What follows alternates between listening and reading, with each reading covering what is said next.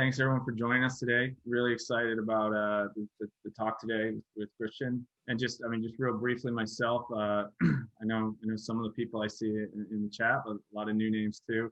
I'm Joe. I'm a general partner here at Heavybit. I've been for about the last 2.5 years. And hopefully most of you know Heavybit. We're a early stage venture firm and accelerator. We work with pre-seed and seed stage companies with a focus on enterprise infrastructure, software, developer tools, cloud infrastructure, security. And in a previous life, I'm actually super excited today because in a previous life, I founded a company in the broader observability space called Vibrato, and Christian and I used to knock into each other back when things were a lot quainter a long time ago. Which probably is a good segue. So Christian, I've got, is very accomplished. He's a co-founder, CTO of Sumo Logic. Hopefully you've heard of. It's a public company, recently public company. And he had 18 plus years experience before coming in building Sumo Logic as a multi-tenant, cloud-native machine data analytics platform. Has over 2,000 customers, 50,000 users. And I'm really excited, to talk with Christian today. And I guess easy as always to get started, I think, Christian, it's just if you could, tell us a little bit just about like how Sumo Logic, you're now 10 plus years into the journey, but how did it all start? Yeah, of course. First of all, thanks for having me, and thanks for everybody on the call here. It's good to be in front of everybody, even though I can't see you, but maybe one day. So we started Sumo in 2010. Our hypothesis was that machine data, or like today, various telemetries. Back then, we came at it more from a sort of logging and logs angle. That kind of sort of semi-structured, poorly structured. People sometimes say unstructured, but it's not really technically true. Kind of data is incredibly valuable for analytics. To drive insight. Not just sort of across IT for operations, for security. And more so even on the business side. And we thought that that sort of approach was sort of ripe to see a new delivery model, like specifically a SaaS delivery model. Because the vendors in the space at all, they were still sort of stuck in the kind of on-prem world, classic enterprise software world, right? So enterprise software is great and all of that, but we make it, we make a nice living out of it. But the delivery model has really kind of gotten a little bit old, over time. So the reason why we were thinking about this was that my co-founder and I were early engineers at a company called ArcSight.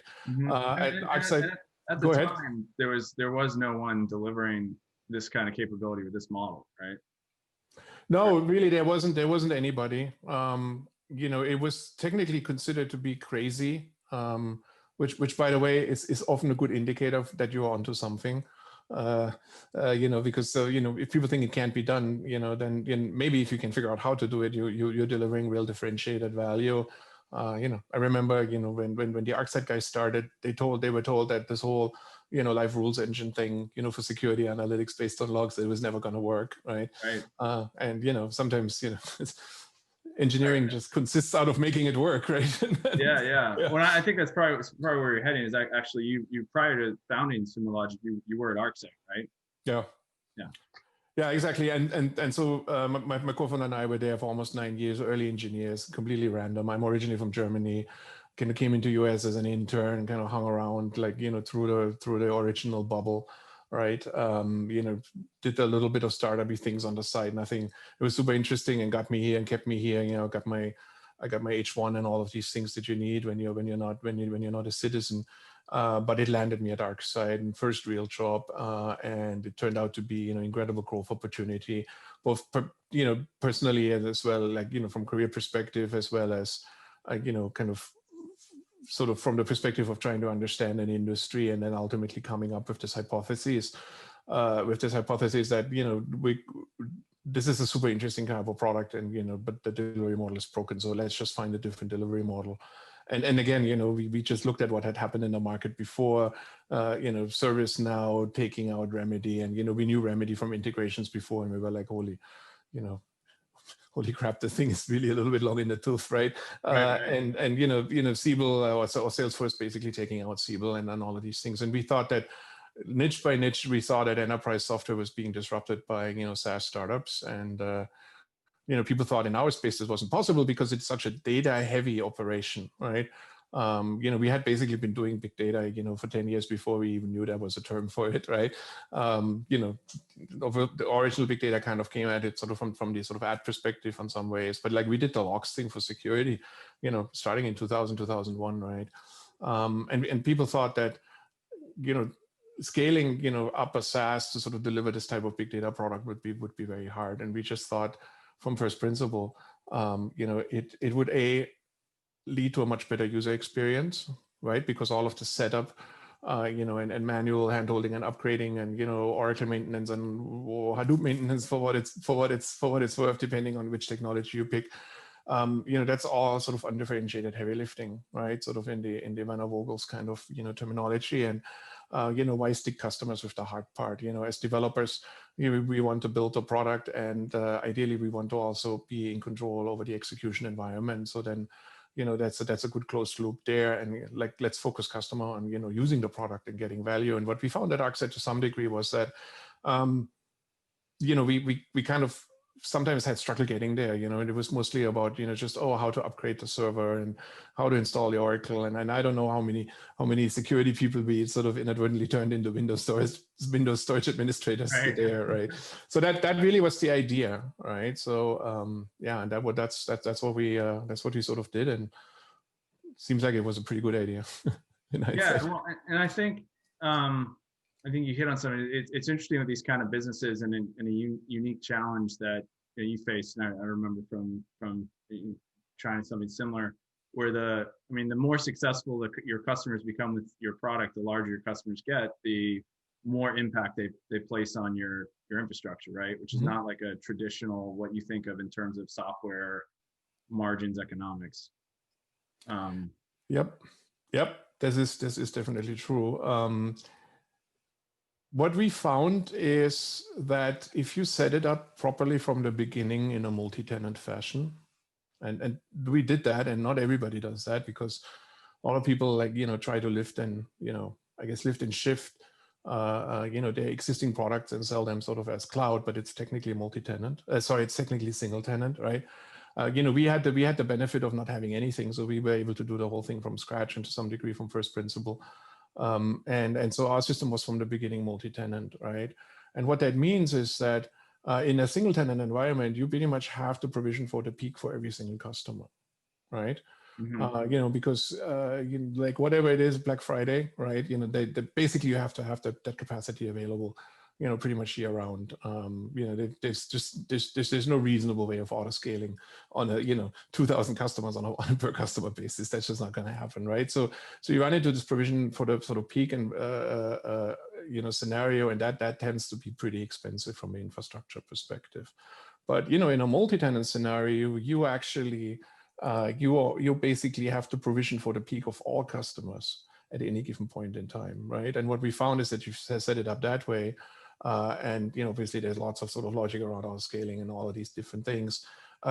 You actually end up with a much lesser cost of infrastructure than if you were to simply take the infrastructure that any given customer needed, and multiply it by 2,000 or whatever the number is. And so that's how we managed to make it work. And I think we're running at like above 70%, gross margin at this point. And there's lots of work that went into it, but it's possible. Yeah. No, that's a great number for these kind of services, and I'm sure you'll bring it higher in years coming.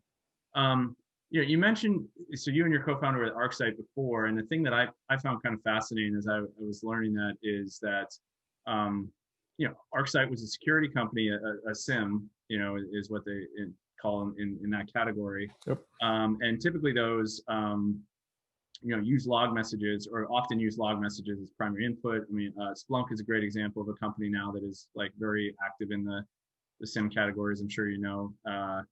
And so naively, someone would think coming out of ArcSight, you and your co-founder would say, oh, we'll just build a SIM as a SaaS, right?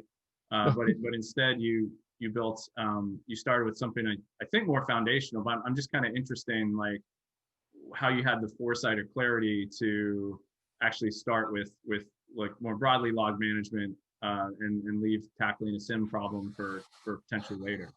Yeah, foresight in hindsight is always tricky, right? But so what happened, like the way that I sort of perceived it was that I think we actually thought about, going the security route, including, through the discussions for Series A and all of that. But more and more, as we looked around, we saw two things, right? One is in the SIM or security analytics space that we were in back then.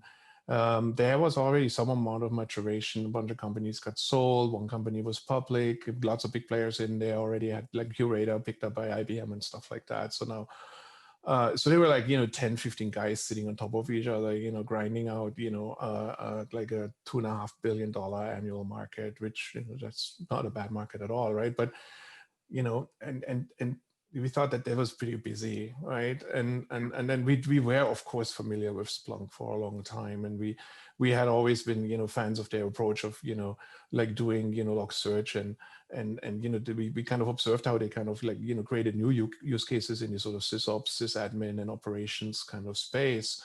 And frankly, there was also this thing that we had just come out of ArcSight, and we felt it was kind of unfair to just go back and compete with them because the company has been, had been, no, honestly, there's it depends on, like for some folks that matters, for others it doesn't. It's okay, but, I kind of this, you don't shit where you eat type of sort of, thought was kind of in our heads that was like, hey, maybe we shouldn't do that. Anyways, and then finally what came up, what kind of like, so then we started discussing, which direction should we really go?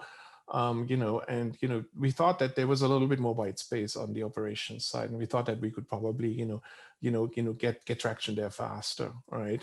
Also from the engineering perspective, because again, remember that, that like Kumar and I are both techies, right?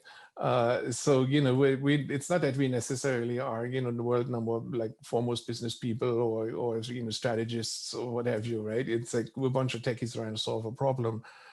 And we knew, because we had, like, from first principle, as I already said, we had decided that we needed to build a multi-tenant system, and it was essentially a multi-tenant, big data analytics, system that we first had to put that data platform in place, right? And sort of, at the time, like this big distributed log management platform that still is at the very core of what we're doing today.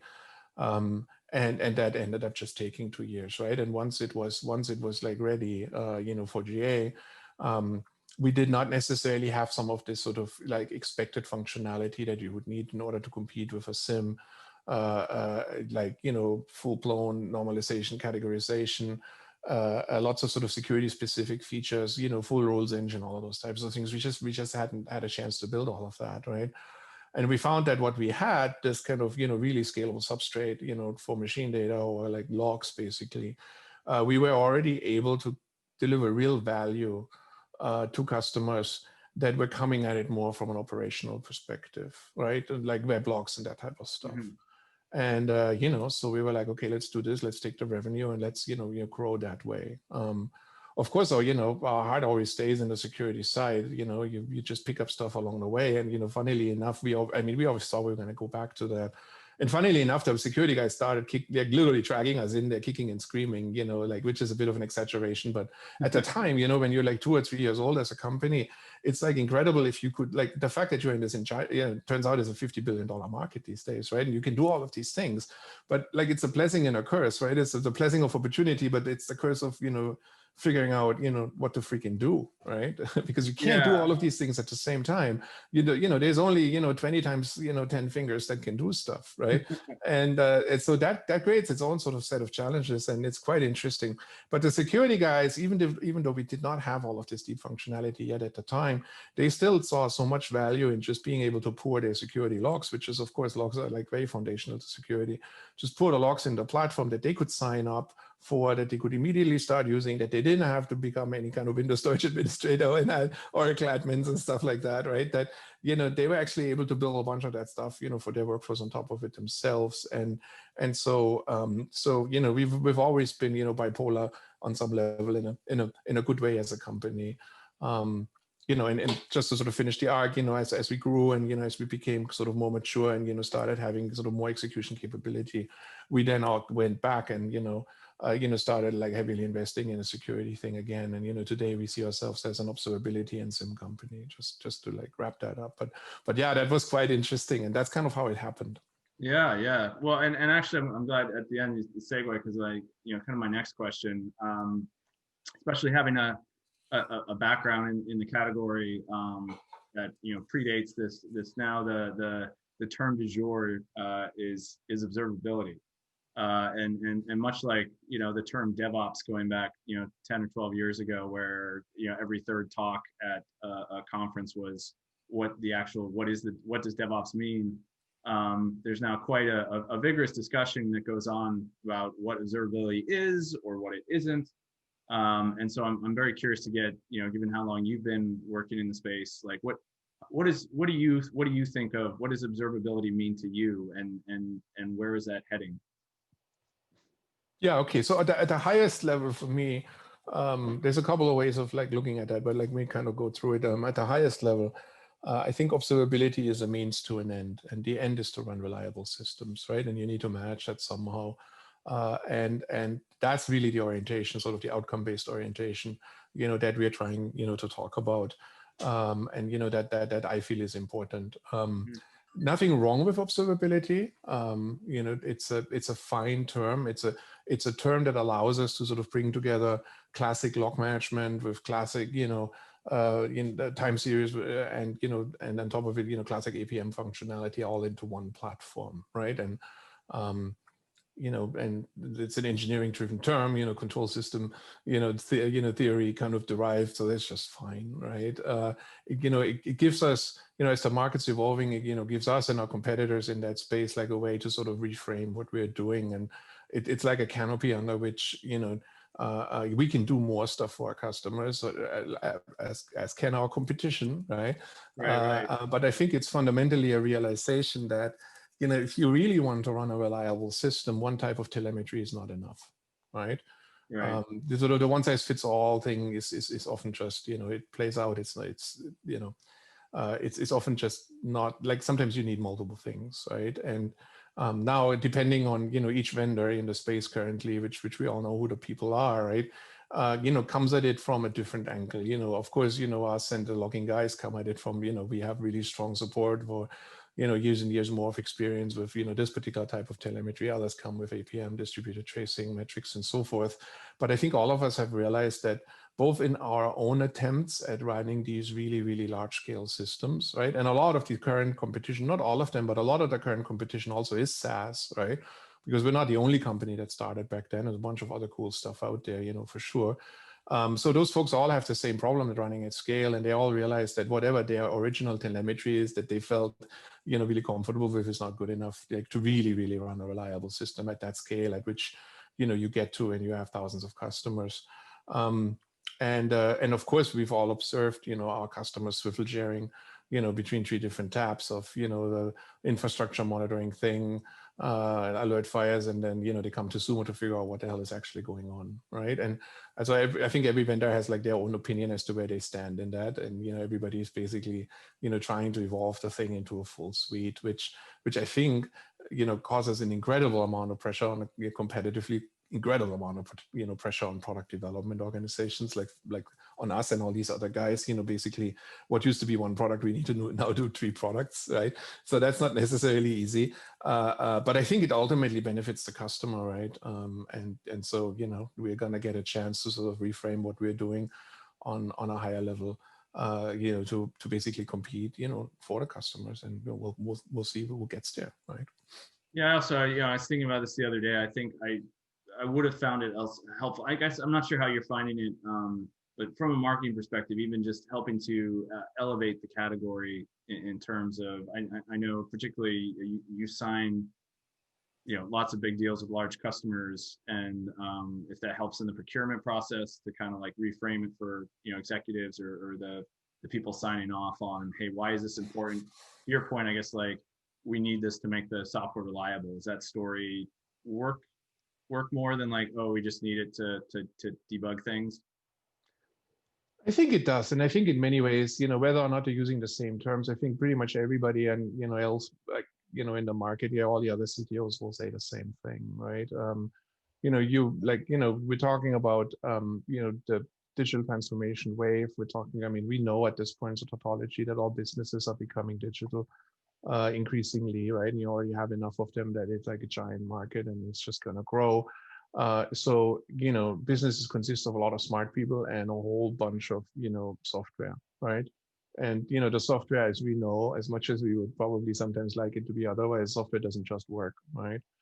Yeah. So there's an incredible industrial process around creating it, figuring out how to create it properly, and then actually once it's in production, actually running it reliability and securely, frankly, right? And since we're like talking about observability right now, so you've had monitoring, you've had troubleshooting, you had APM, all of these things are required. And I think all of these things, have always been required. And people have known that. They just probably looked at different vendors. And just like clubbing everything together is kind of a new thing.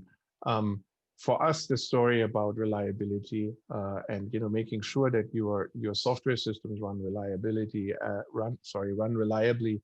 as a precondition for your business to be successful, right? That's the sort of next level of outcome, right?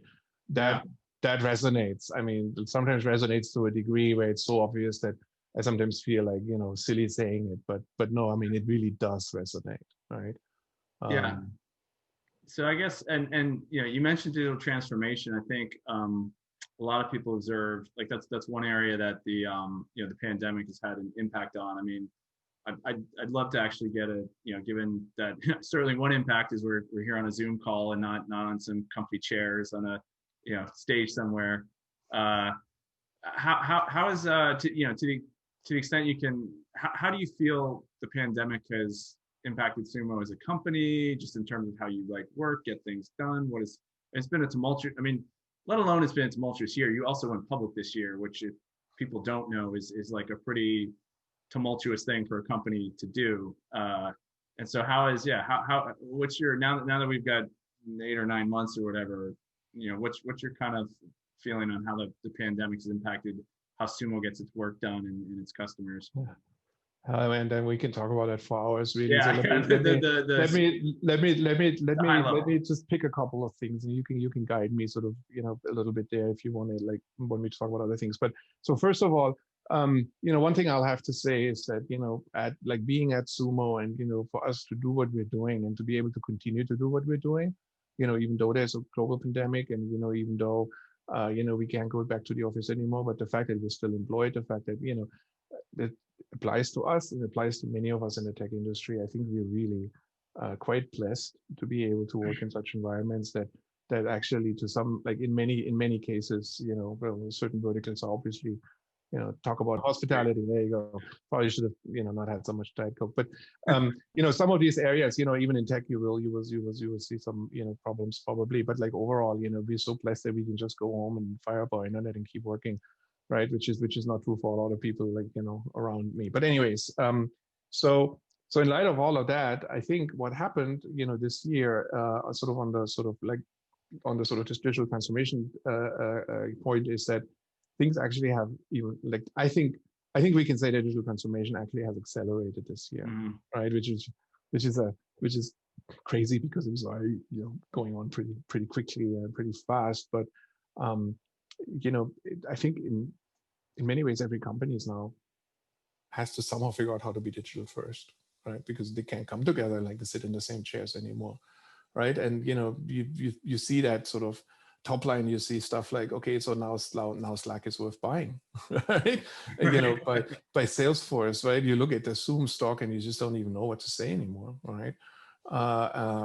So you could go down one level from the sort of like the Wall Street kind of furious, but the reality is that no matter more and more businesses now, I mean, they really rely on my chiropractor relies on being digital at this point, right? This is not just here, sort of Silicon Valley and stuff, right?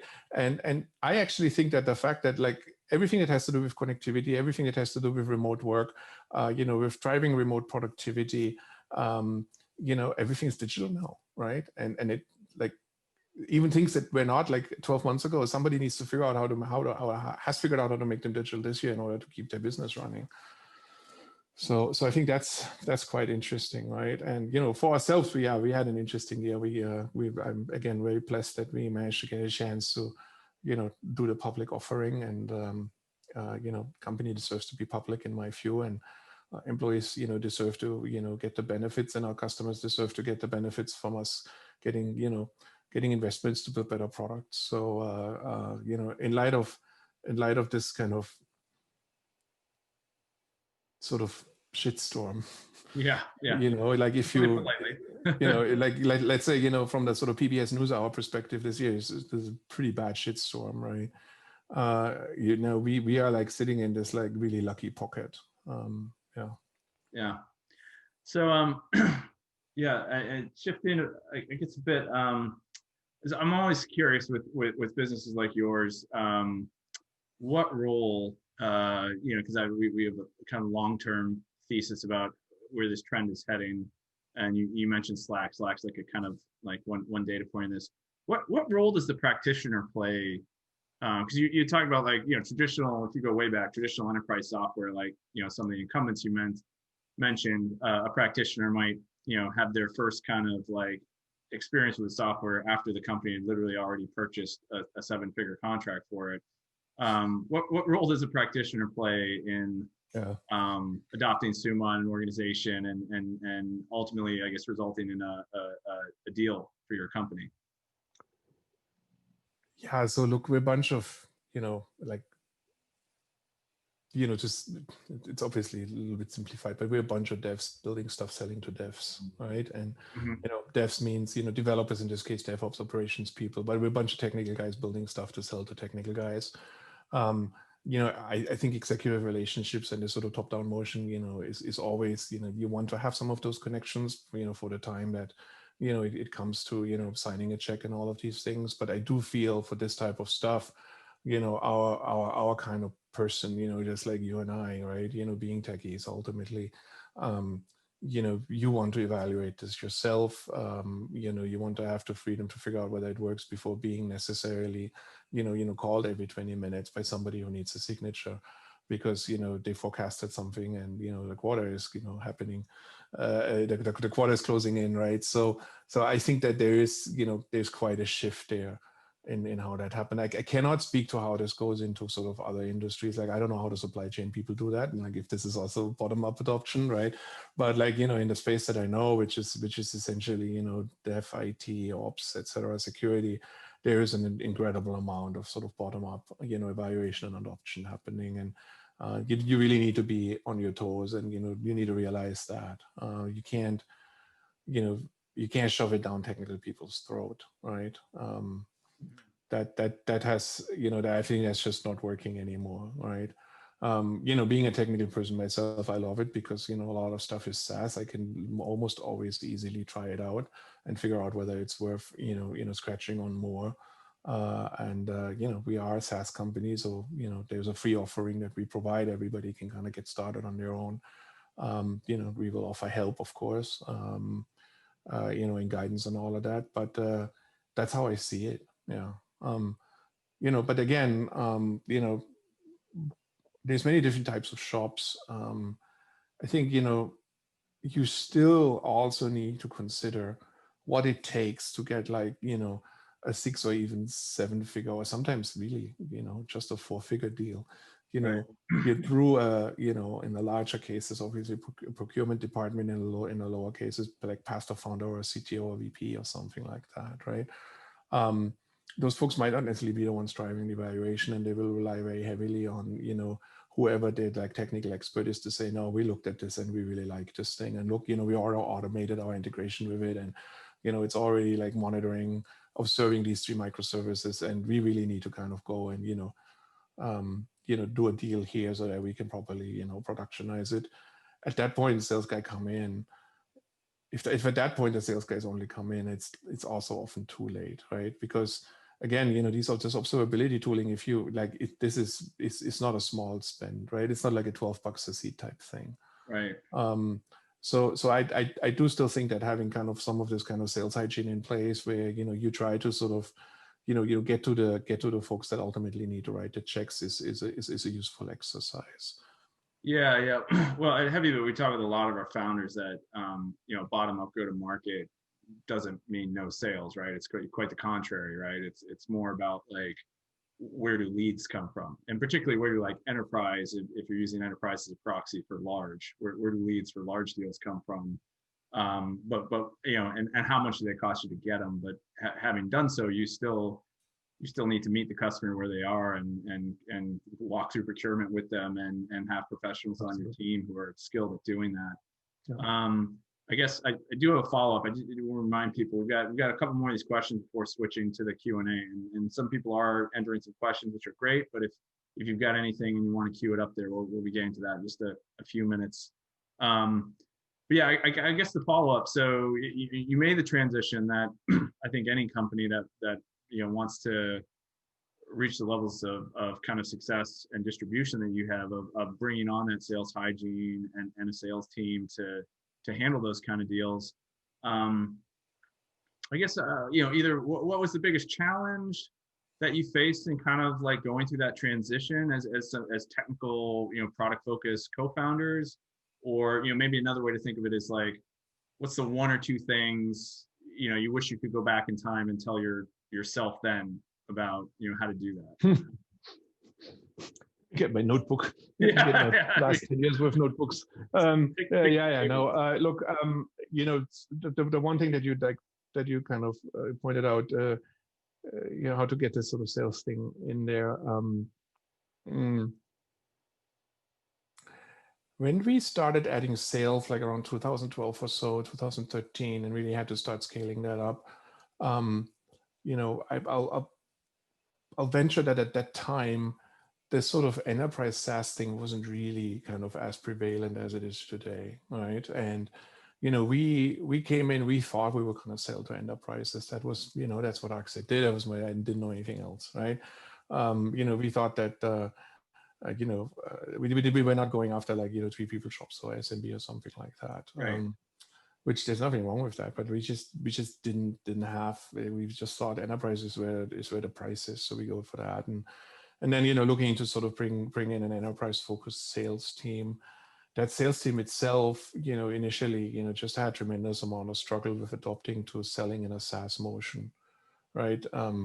Like hunting versus farming, the idea that you don't just sell the customer once and then don't show up ever again. The fact that you have to basically prove your value to your customer every year over and over again, right? The realization of, just how incredibly important post sales is, customer success, what we're calling it today, right? And Right. how much of your future growth comes from not just from selling initially, but then selling again every year. The same guys, convince them again, get the flywheel going, right? Because that is really what drives the ARR model or the recurring revenue model, and that's what makes the SaaS company potentially so valuable and sticky, because you go through this motion every year, and you do that, and you have 2,000 people after 10 years. You've done that with, you're probably gonna have those, these guys are gonna not just like walk away, right? And you didn't just sell them, a bill of goods and then walked away, and the shit never works, right? So that farming, like hunting, of course, they always want to go hunting, right? Because that, of course, it's fun, right? And it's a big commission and all of that. But the farming aspect, I think, is something that, like, I think folks also really had to wrap their head around and learn. And again, it was kind of, the funny thing is that if you look at it from first principle, it's pretty obvious. But then to sort of operationalize that in a company, with leadership and so just because you think laws of nature are one way, if the folks that are like that you're working with are not privy to that quite yet, just telling them once is not going to get them there either, right? Because they have experienced the laws of nature very, very differently for 10 to 20 years.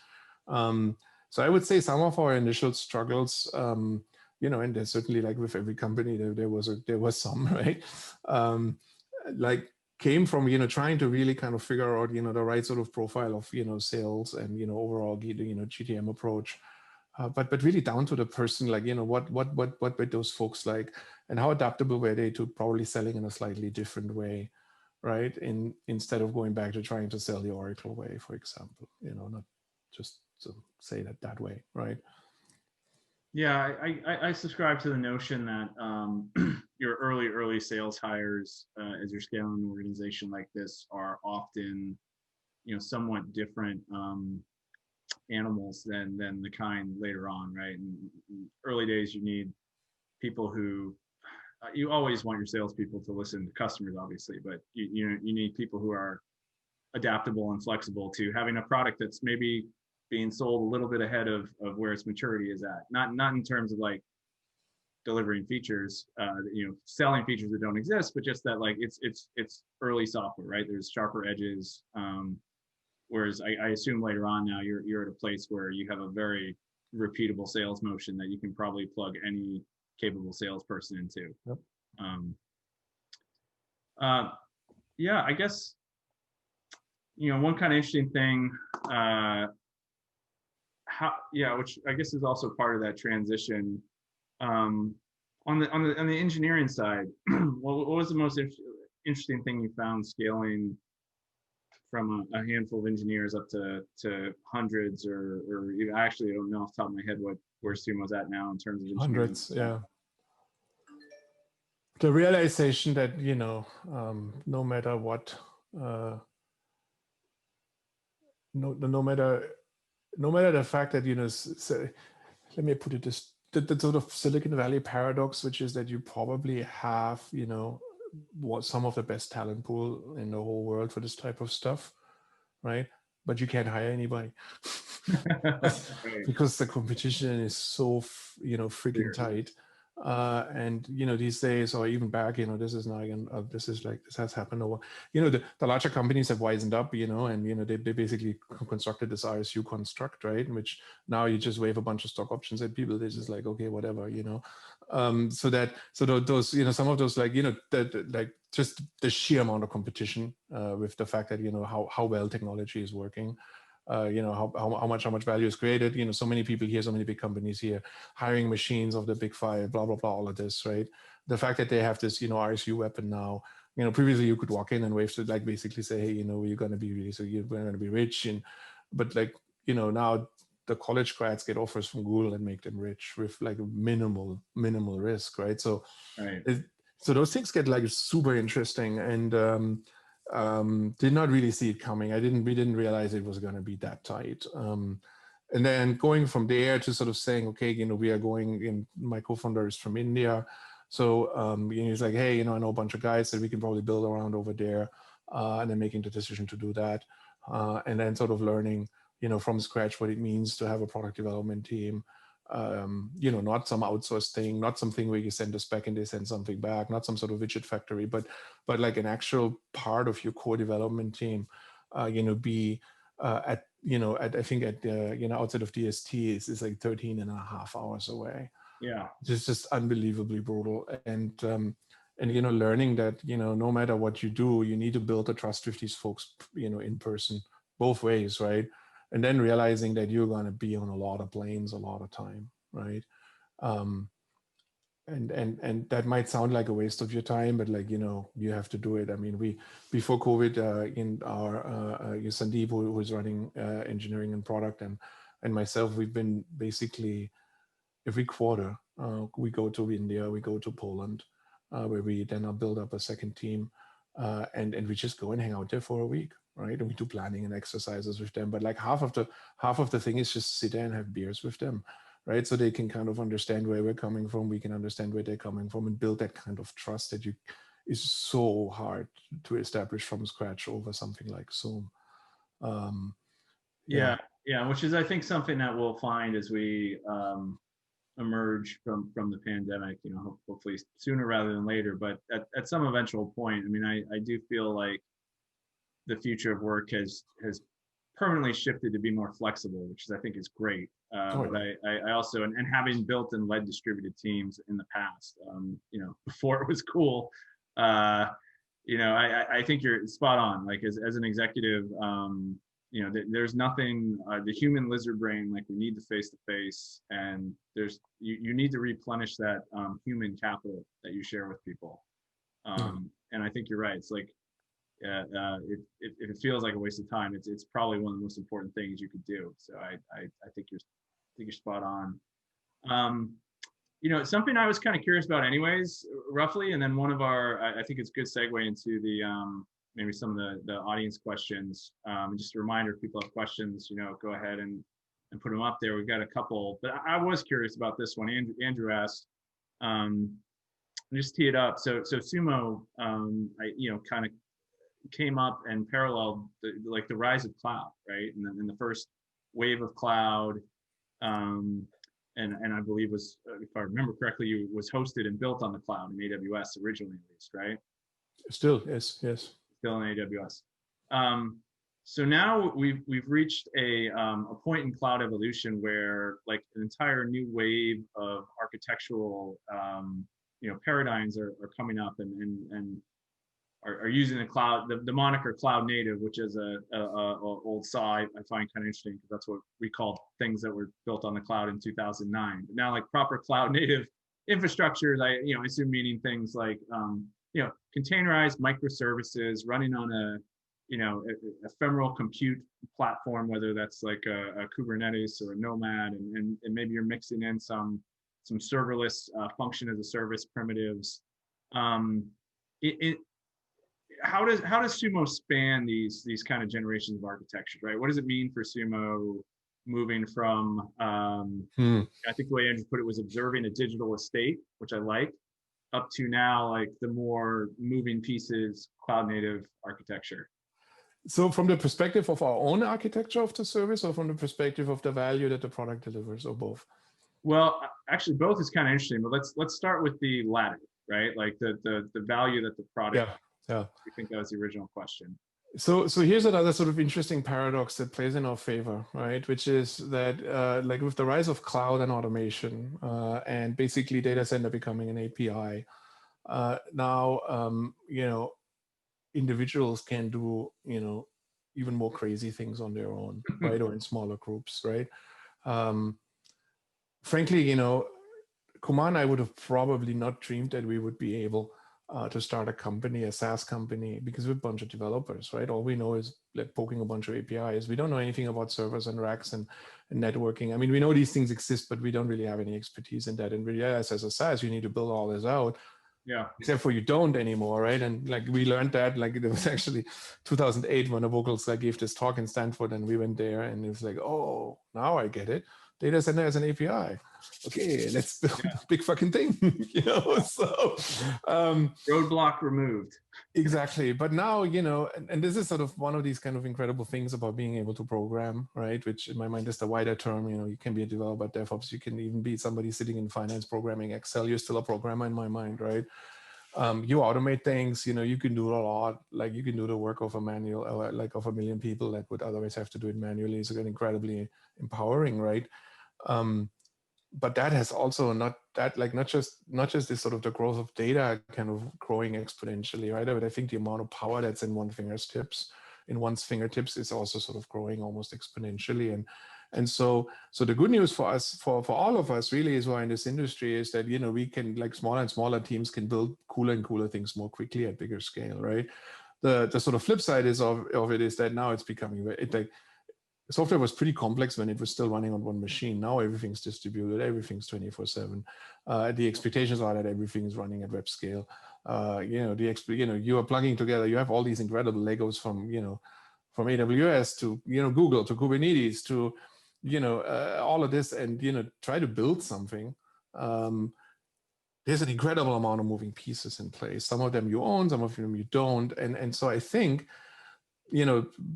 there's a bit of a curse there, but a blessing for what we are doing, in observability and reliability management, just generally in security as well, is that this increasing complexity is the flip side of having so much power in individuals' hands, has, I think, made it hard, like more and more important, that you can actually we call this continuous intelligence, that you can actually have insight into what's going on in your systems that drive the business, 24/7, right? So yeah, things have gotten greatly more complicated, lots more power in individuals' hands.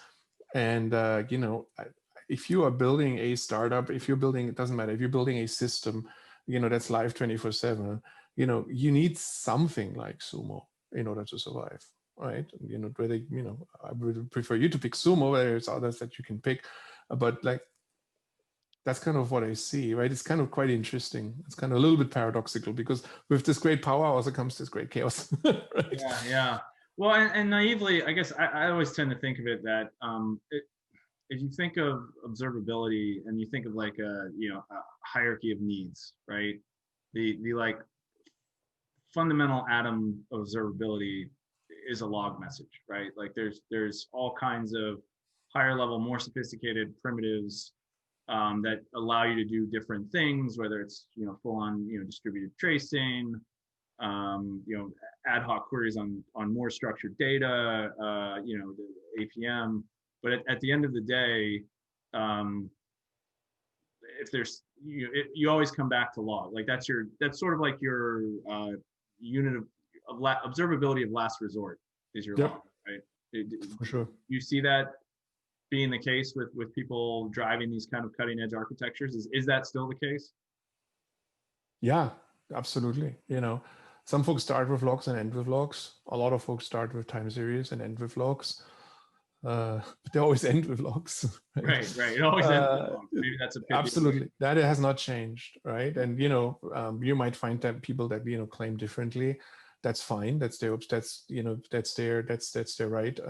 Personally, I feel that what I observe with our customers, with our prospects, what they see in the industry, I'm a big fan of time series. Like arguing super hard. For us to sort of adopt it, into the product. I build it into our initial system back in 2010. Turn it into a product. So. I don't mean, I'm not a log fanatic, but the reality is that, when it all comes down to the wire, if you don't have the logs, you're going to look pretty silly. Right? Yeah, no, that makes sense. You can see it in those people's postmortems, like, let's say, half of the internet fails because of kinesis going down. You look at the postmortem and they're like, they got an alarm and then they started looking at the logs, right? Yep. Right, and the logs are events, and there could be spans and traces, and in my mind, it all boils down to a bunch of messages, with more or less structure. Yeah, and then there's a couple other questions. I mean, I do know, just to remind the audience that one of the challenges of being an executive of a public company is there are certain public facing statements that cannot be made. But just, I guess, broadly speaking, I think the questions were around that, and I'll kind of just lunge them together to be hopefully sufficiently high level with that context. Roughly, we've talked about, and you mentioned that the digital transformation has accelerated this year because everything's digital now, right? Like, I mean, knowledge work, certainly, we're all, as you said, fortunate we can work from home, but we are all working from home, so everything's digitized. And then, so like, I guess the first part of the question is kind of from Marku is are you actually seeing that in the business, right? Are you seeing the business somewhat accelerate because underlying macro digital transformation is accelerating? And then Andrew had asked a question, which I think can be related, is kind of, where you think observability is in terms of its adoption curve or market size. Like, are we super early innings, to use an American, phrase? Are we, kind of more in the mid game? With, obviously, again, without making any kind of specific numeric projections, how do you feel?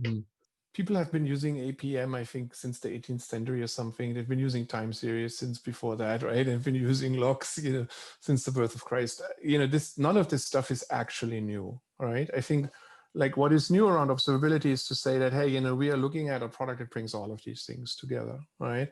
And I think I don't really know where in the game that is. I think it's an evergreen thing, right? I don't think it's early at all, right? Because the early part is this sort of, refocus, from best of breed to suite, right? And that's something that we're seeing, right? And we'll see where that lands, it's a cyclical thing. I think it always happens in software until somebody figures out a better breed, and then everybody goes after that, and the suites suddenly look old, right? We've seen the big four monitoring, platforms from the big companies, and we're like in a very different world that we live in today. So I'm having a little bit of I can't really say it's early or late. I think observability as such is something that many vendors have slapped into their website probably only for the last year or two, right? We've talked about the term earlier. I think it's just a fine term. I don't think it necessarily changes anything about the sort of discipline, right? I think folks have, for a long time, figured out that, just alerting on, CPU usage ain't good enough, that, you want to look at more customer-centric stuff. You want to probably have some sort of SLOs in place, monitor against those rather than, sort of individual little blips on a machine, all of that. I think, as we bring the telemetries together, in sort of combined tools, there's more power for the user, better correlation, maybe the workflows, detection gets abbreviated, and the workflows for resolution get accelerated. But fundamentally, that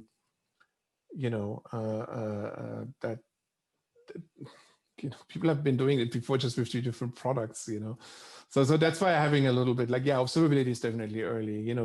Like running reliable services the need to run reliable services is as old as running services, if that makes any sense. Yeah, no, I appreciate that. Okay, well, wow. I mean, time has flown.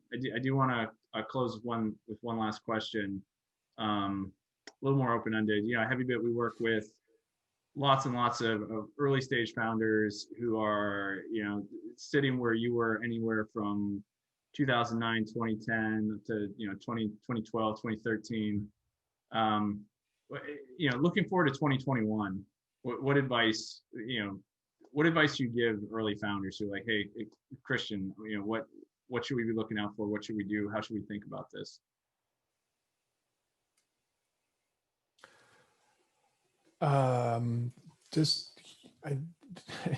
Another book, set of notebooks, I'm sure. But. Go for it. It's like just look at where the world is, especially when it comes to sort of software.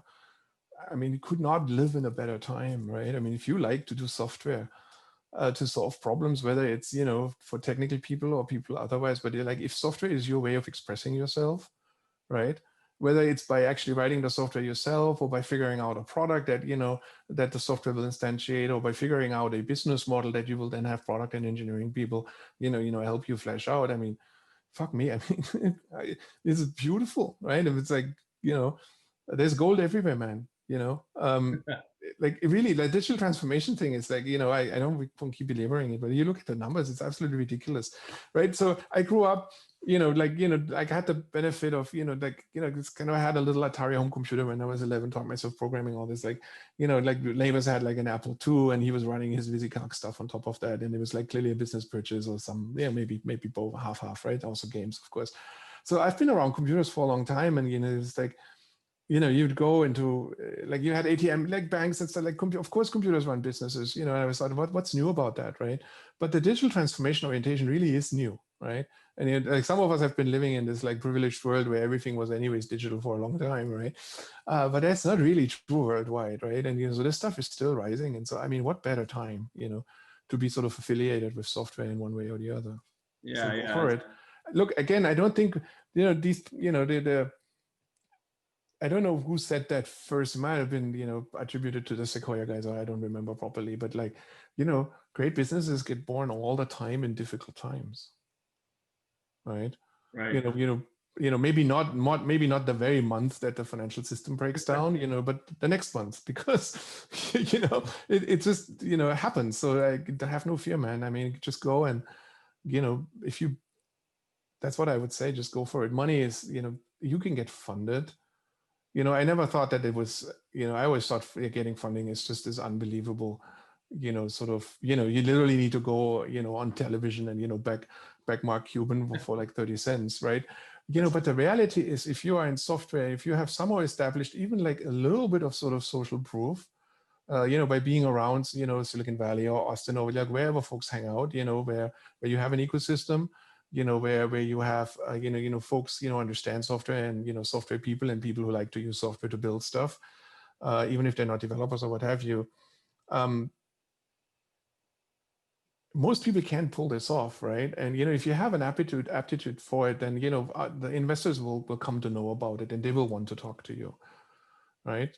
So never think that you have to go in begging, right? You have something that's unique, right? And, just, you know, or maybe you don't, and then you're not going to get funded. But I don't, you know, or maybe it's different. But like, don't, you know, don't think that you don't also have some power in the game, right? You know, so Yeah, that's what I think. I mean, sitting on the other side of the table, like I have the last couple of years. I mean, I guess I would echo. It's definitely an environment where I think it's much more important if you're building or working on, you know, a big enough idea, differentiated, then yeah, I mean, that's the bottleneck. It's not, you know, I mean, and obviously there are challenges for, you know, different classes of people. But I think as a whole, you know, that part of the industry, I mean, venture is shifting more and more to, I mean, properly a services industry where, you know, we're competing to work with the best, you know, founders and companies, and it's not the other way around, which it used to be. Yep. So Yep. so I think you're right. You know, people should be positive and go build. And yeah, there's going to be some incredible companies, you know, built in the coming years and the fallout from this. Well, great, Christian. Hey, I can't thank you enough for spending the time with us today.